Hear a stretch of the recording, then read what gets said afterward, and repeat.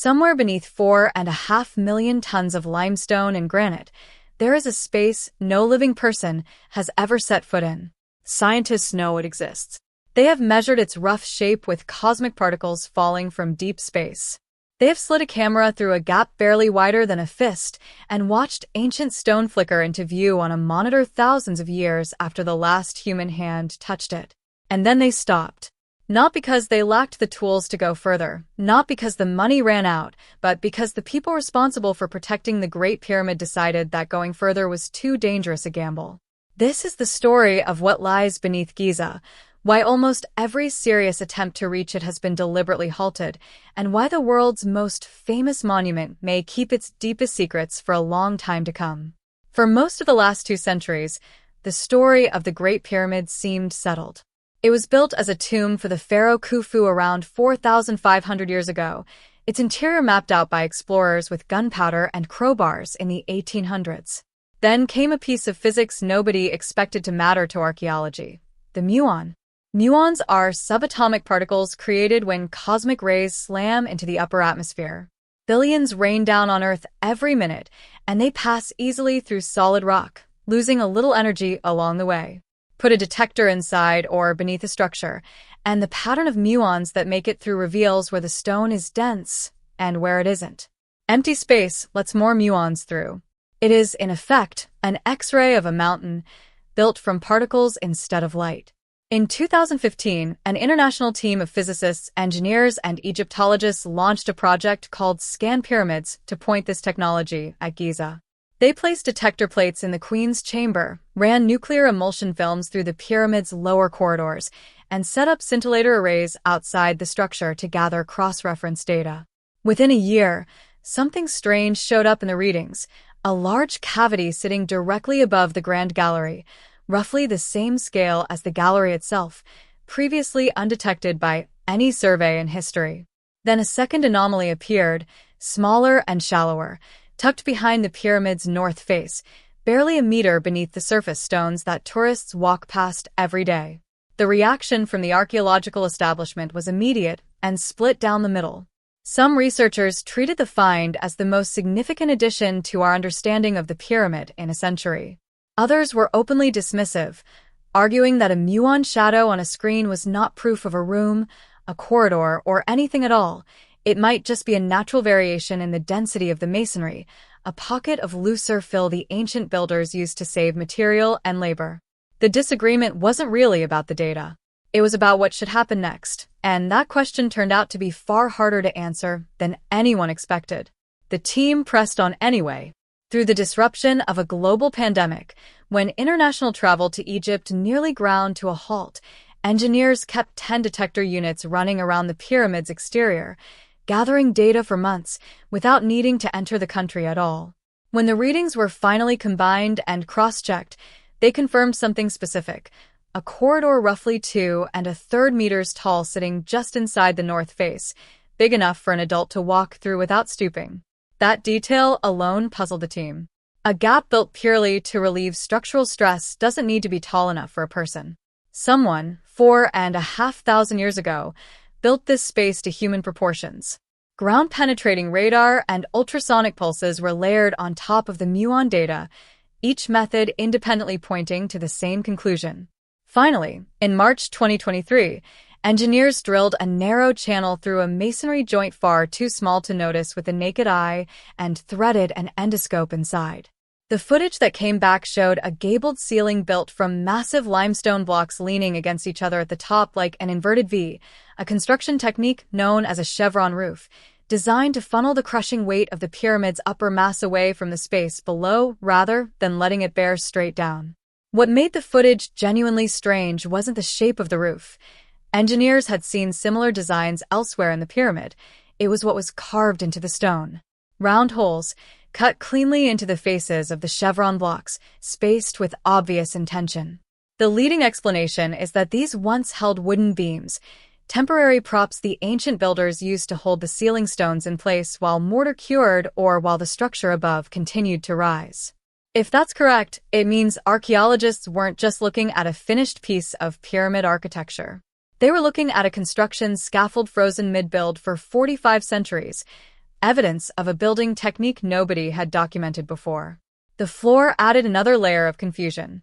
Instead of one continuous surface, it was broken into sections with visible seams, as if certain blocks were meant to be moved, lifted, or slid rather than fixed permanently in place. A step near the southern end suggested the corridor connected to something higher inside the pyramid, though nobody could say what.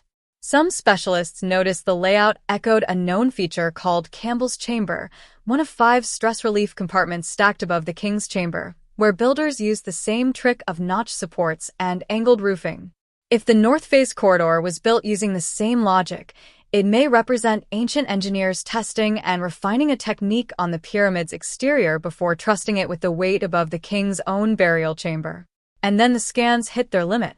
Beyond the corridor's southern wall, the muon data showed nothing larger than about a square meter, but a passage smaller than that, especially one packed with sand, rubble, or debris, could easily hide from even the most sensitive detector. This isn't a hypothetical problem.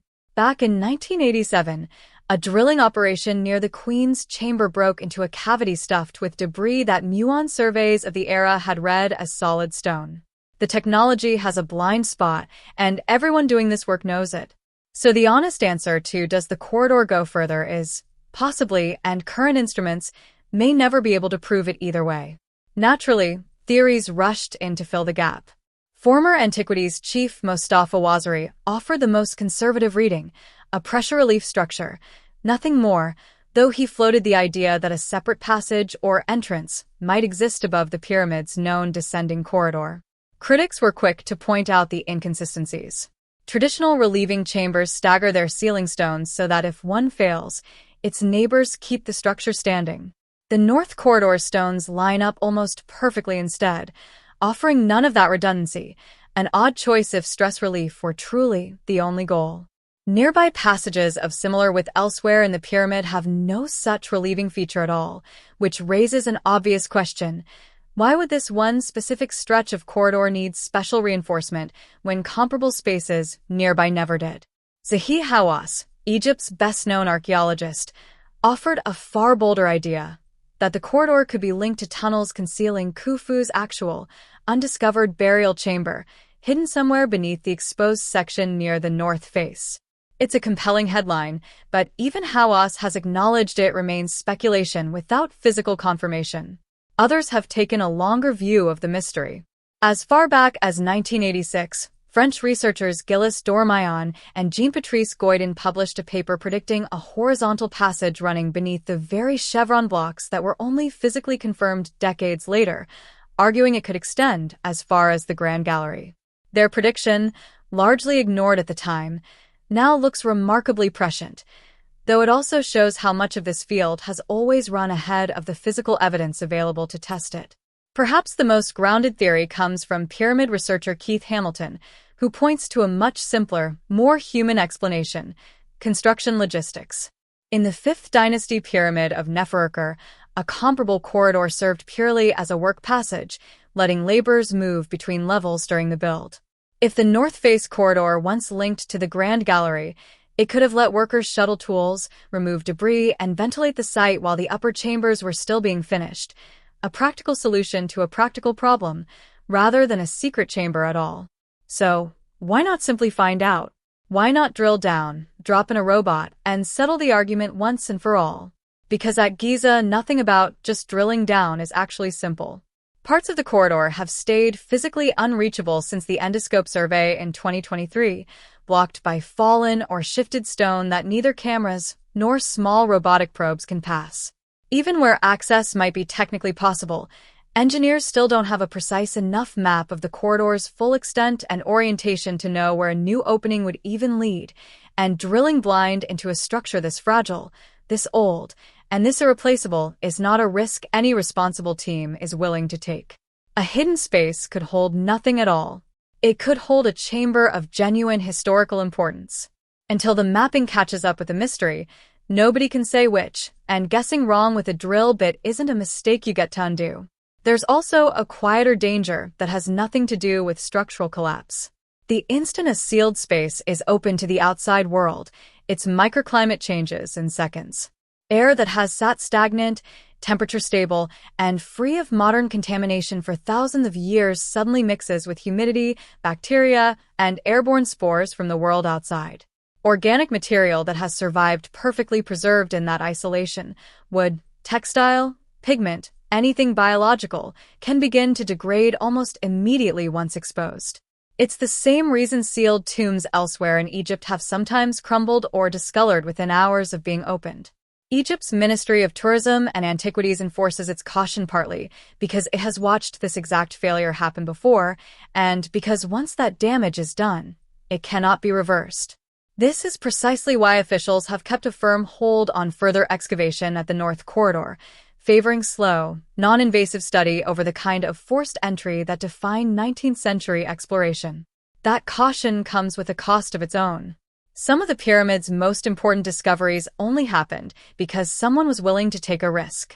In the 1830s, the British engineer and adventurer Howard Vyse used gunpowder to blast his way into the relieving chambers above the king's chamber, a method nobody would sanction today, and in doing so uncovered evidence that reshaped scholarly understanding of how the pyramid was built.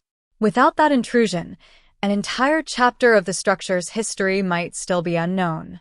It's a genuine tension at the heart of modern pyramid research. Move too cautiously and you may never learn what's actually there.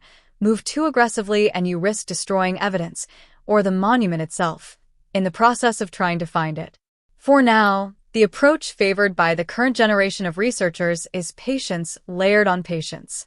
In interviews given over the past year, Hawass has described plans to focus fresh, non-invasive investigation on the Big Void, the larger cavity above the Grand Gallery first detected back in 2017 and still barely understood despite nearly a decade of study. The plan pairs infrared thermography, ground-penetrating radar, and ultrasound with engineer Sean Whitehead, whose earlier work, sending a small robot named JRE up the southern shaft of the Queen's chamber revealed faint red ochre markings still on the stone after thousands of years. The goal this time isn't a dramatic breach.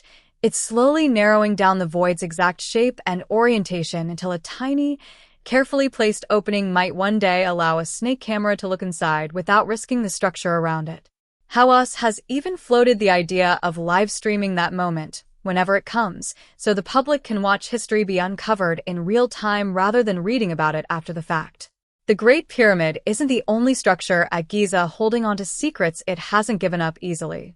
Beneath the causeway leading toward the Sphinx sits the so-called Osiris Shaft, a rock-cut structure plunging some 35 meters straight down, while below anything associated with pyramid-building tools or techniques from Khufu's era.